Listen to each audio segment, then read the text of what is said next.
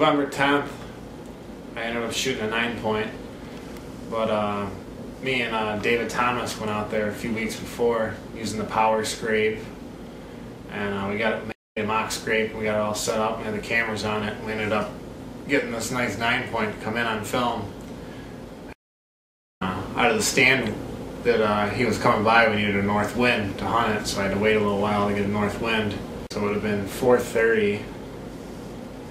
I heard some deer moving around, so I did some calling, and about a little while later, about 5 o'clock, I saw some does come running in, so I turned on the camera, had the camera somewhat positioned, hoping I'd get everything, and as I was adjusting the camera, I'm sitting there moving it around. Next thing I know, they're all on top of me. There's 6 does and 1 buck, and I had my arm up adjusting the camera, and the next thing you know, that buck comes in and he turns, looks right at me, 25 feet up in the air.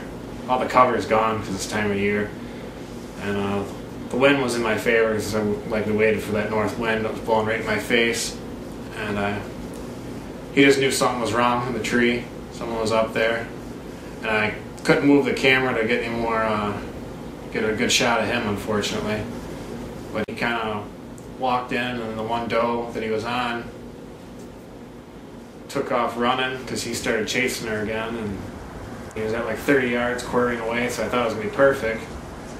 And then he just started running after her, and I cleared a shooting lane, and when he was at 30 yards and I drew back and he was quartering away, I didn't have a chance to swing the camera, but if you listen closely and you pay attention to the video, you can actually see his legs come across the top of the screen, and then he kind of mills out, and you actually see me draw back, and you'll hear me draw back, and if you watch the timer, you can see how long I'm at full draw waiting for this thing to give me a shot. I'm at full draw for like a minute and a half, I think, and you'll hear the arrow shoot, you'll hear it hit him, you'll hear him run, and, I don't know, 30, 40 seconds later you hear him fall down and crash.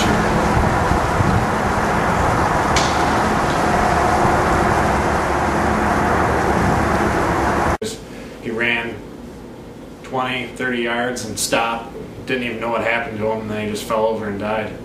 You'll hear the loud crack when they go down. Anyways, on that hunt, I used a Matthews Switchback LD with Carbon Express Terminator arrows, with a 100 grain Rage broadhead, 2-blade, 2-inch,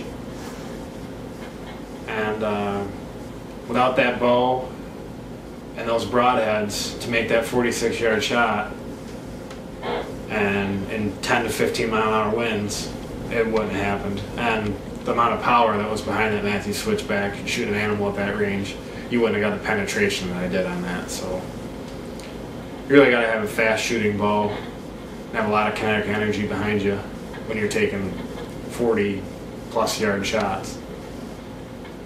But sometimes those are shots you have to take. It's one of those now or never situations where it's either going to let them walk or shoot, and it kind of has to do with how much practicing you do, and that way, I'm not saying run around wounding animals. I mean, you got to make sure you're sighted in and confident shooting at an animal at that range, because if you're not, then you're just going to wound the thing, and then you're going to be sick to your stomach because you didn't find the thing.